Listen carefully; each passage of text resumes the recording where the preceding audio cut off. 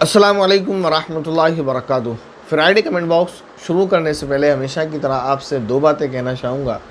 पहली बात यह कि आप पूरे दिन में मगरिब से पहले पहले तक सूरह कहफ की तिलावत ज़रूर करें। दूसरा ये कि जुमाअतुल मुबारक का दिन है आज, तो जुमे के दिन मुसलमानों को ये चाहिए कि कसरत से नबी पाक सल्लल्लाहु अलैहि वसल्लम पर दुरूद शरीफ पढ़ा करें, इसलिए कि जन्नत में नबी पाक सल्लल्लाहु अलैहि वसल्लम के करीब सबसे ज़्यादा करीब वही बंदा होगा या वही बंदी होगी जो सबसे ज़्यादा नबी पाक सल्लल्लाहु अलैहि वसल्लम पर दुरूद शरीफ पढ़ता होगा या पढ़ती होंगी। तो लिहाजा चाहिए कि सूरह कहफ की तिलावत भी करें और दुरूद शरीफ की कसरत ज़्यादा करें।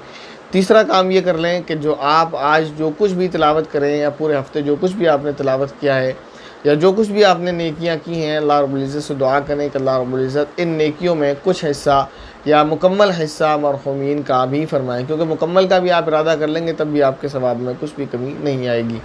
इसके अलावा आप अपने लिए भी खैर की दुआएं करें, उम्मत मुस्लिमा के लिए करें और साथ साथ इस बंदे नाचीज़ को भी अपनी दुआओं में याद ज़रूर रखिएगा। शुरू करते हैं आपके सवालों के जवाबात का सिलसिला। सबसे पहला सवाल है हमारी बहन अनाया खान का। सवाल कर रही हैं, अस्सलाम वालेकुम मुफ्ती साहब। वालेकुम अस्सलाम रहमतुल्लाहि व बरकातुहू। आज हमारे घर पे आज हिंदू बाबा आए हैं। उसने मेरी भाभी को कहा कि तुम्हारे पति यानी शौहर के पैर की मिट्टी उठाकर 16 सिंगार और काले अंधे शमशान में दफन किए हुए हैं और 4200 रुपये में तुम्हारे पति को बंधवा रखा है, जादू करवाया हुआ है।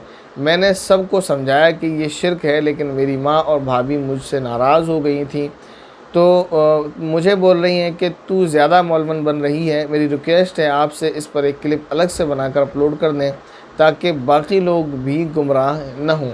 इंशाल्लाह कोशिश करेंगे इस पर अलग से एक क्लिप बना दी जाए, लेकिन फ़िलहाल बात यही है कि ये शिरक है, इससे ईमान के जाने का ख़तरा है। और उनको समझाएं कोई किसी की रोज़ी नहीं बंद करता, कोई किसी को बंधवा नहीं देता, कोई जादू वादू नहीं होता। हाँ, उसकी कुछ असल है लेकिन इतनी नहीं है जितनी लोग समझ बैठें, और वो जो पंडित आपको समझा रहा है वो आपको बेवकूफ़ बना रहा है, आपसे पैसे ऐंठ रहा है। इस तरह के जो लोग होते हैं, चाहे वो मुस्लिम हो या गैर मुस्लिम, जो इस तरह के कामकाज करते हैं उनका मकसद सिर्फ पैसा कमाना होता है। उन्हें किसी से कोई खैर ख्वाही मतलूब नहीं होती, उन्हें कोई किसी की जो है फ़ायदा पहुँचाना उनका मकसद नहीं होता, उनका महज पैसा कमाना मकसद होता है। तो अल्लाह रब्बुल इज़्ज़त से दुआ करें आप अपने लिए भी, और दुआ करें अल्लाह रब्बुल इज़्ज़त से कि अल्लाह आपकी भाभी को और आपकी वालिदा को जो है सही बात समझने की तौफ़ीक़ अता फ़रमाए, उनको हिदायत नसीब फ़रमाए। गलत रास्ते पर वो चल पड़ी हैं, अगर इसी रास्ते पर रहें तो बड़ा नुकसान उठाना पड़ सकता है। इसके बाद हमारी बहन गुलाब वाली सवाल कर रही हैं, अस्सलाम वालेकुम मुफ्ती साहब। वालेकुम अस्सलाम रहमतुल्लाहि व बरकातुहू। सवाल नंबर 1, क्या अज़ान के वक्त टॉयलेट जा सकते हैं? इनके जो सवालात हैं तमाम ही सवालों के जवाब हमारी बहन ने लिखे हैं। एक उन्होंने लिखा है जवाब में, जी जा सकते हैं क्योंकि वो आपकी ज़रूरत है।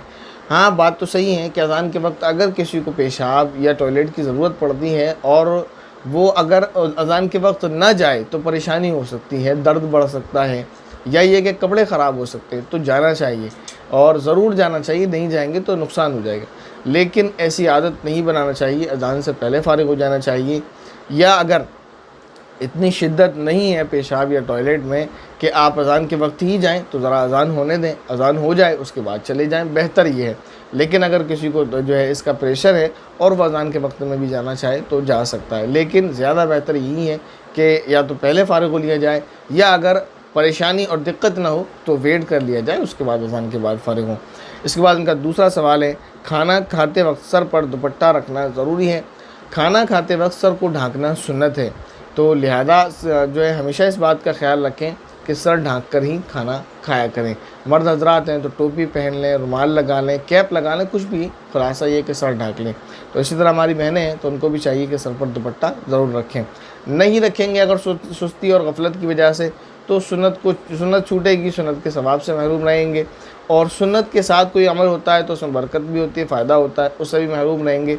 लेकिन अगर ये जानते हुए भी कि ये सुन्नत है और इसको नहीं करते और उसको वैल्यू नहीं देते तो फिर गुनाह भी होगा। इसके बाद इनका तीसरा सवाल है, अज़ान के तुरंत बाद नमाज़ पढ़ सकते हैं या फिर थोड़ी देर बाद नमाज़ पढ़ना चाहिए?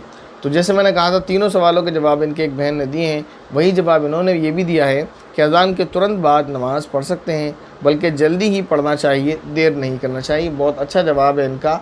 देखें, ख़वातीन को तो हमेशा अज़ान होते ही फ़ौरन नमाज़ पढ़ना चाहिए, क्योंकि उनको कोई जमात का मसला तो है नहीं, कि उन्हें जमात से नमाज़ पढ़ना है तो अज़ान के 15 मिनट बाद या 20 मिनट बाद या आधे घंटे बाद पढ़ेंगे। उनके साथ मसला ये है कि उनको नमाज़ पढ़ना है और तन्हा पढ़ना है।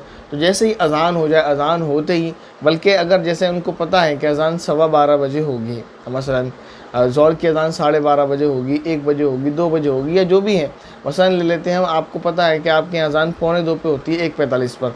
तो अगर आपको टॉयलेट वगैरह से फ़ारिग होना है तो आप काम धंधा 1:30 बजे ही छोड़ दें, जो भी आप काम कर रहे हैं किचन में या जो भी आप काम कर रहे हैं, बच्चों को पढ़ा रहे हैं या खुद पढ़ रहे हैं, वो सब छोड़ दें, 1:30 बजे ही फ़ारिग हो जाएँ टॉयलेट वगैरह से, वज़ू कर लें अज़ान से पहले पहले ही और मुसल्ले पर बैठ जाएँ, कुछ ज़िक्र और अज़कार कर लें, और जैसे ही अज़ान हो जाए, अज़ान होती है फ़ौरन नियत बांध कर आप नमाज़ पढ़ना शुरू कर दें।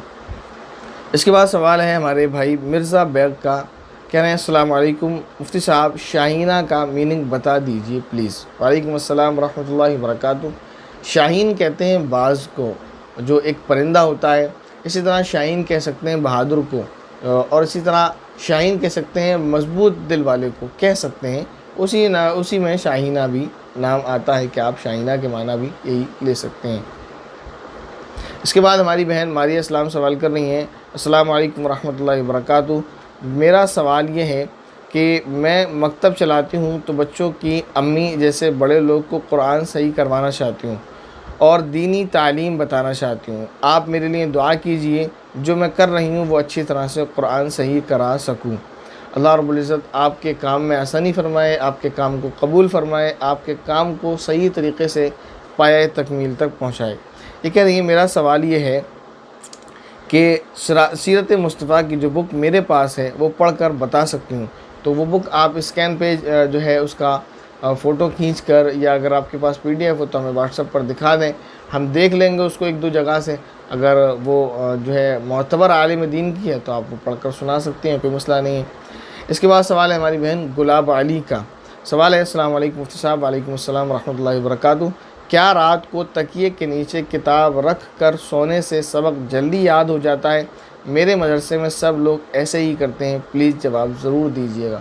गलत करते हैं, ऐसा नहीं करना चाहिए। किताब को तो अदब और एहतराम के साथ ऊंची जगह पर रखना चाहिए। उसको सर के नीचे रखना, उसके ऊपर सर रखना, ये बेअदबी की बात है, गलत बात है, ऐसा नहीं करना चाहिए।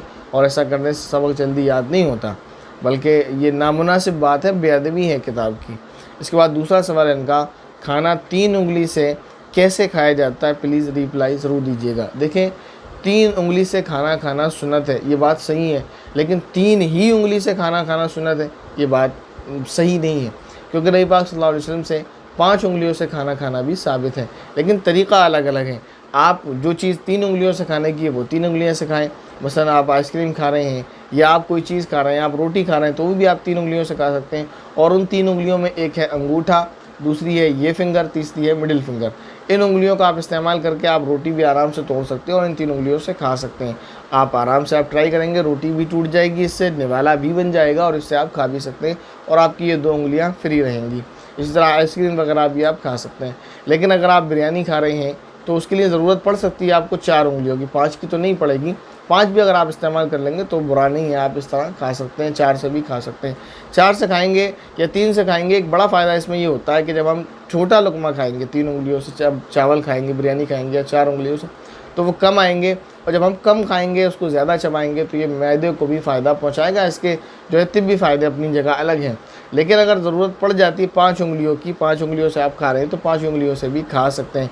लेकिन इसका मतलब ये नहीं है कि बेढंगे तरीके से, जैसे बाज़ इलाक़ों में बाज़ लोगों को देखा कि वो इस तरह से कर करके खाते हैं, तो उनका अपना तरीक़ा है और उनके यहाँ इसको मायूब नहीं समझा जाता, लेकिन हमारे इलाके में मायूब समझा जाता है। इसी तरह दूसरे इलाक़ों में इसको मायूब समझा जाता है, यानी बुरा समझा जाता है। तो इस तरीके से खाना नहीं खाना चाहिए।